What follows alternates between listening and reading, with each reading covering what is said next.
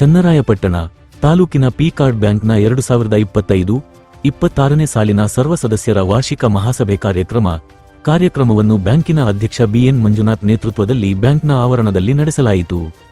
ಈ ವೇಳೆ ಬ್ಯಾಂಕ್ನ ಉಪಾಧ್ಯಕ್ಷ ಎಂಆರ್ ಮಂಜುನಾಥ್, ನಿರ್ದೇಶಕರುಗಳಾದ ಎನ್.ಟಿ. ಬೊಮ್ಮೇಗೌಡ, ನಂಜುಂಡೇಗೌಡ, ಕೆ.ಟಿ. ನಟೇಶ್, ಕಿರಣ್ ಬೂಕಾ, ಕುಮಾರಸ್ವಾಮಿ, ಕನ್ಯಾಕುಮಾರಿ, ಭಾರತಿ ಪಾಂಡು, ಯೋಜನಾ ಪ್ರಾಧಿಕಾರ ಅಧ್ಯಕ್ಷ ಜಿ.ಆರ್. ಮೂರ್ತಿ, ಪಿಎಲ್ಡಿ ಬ್ಯಾಂಕ್ ಸಿಬ್ಬಂದಿಗಳು ಹಾಜರಿದ್ದರು. Public news Kannada, Channarayapatna.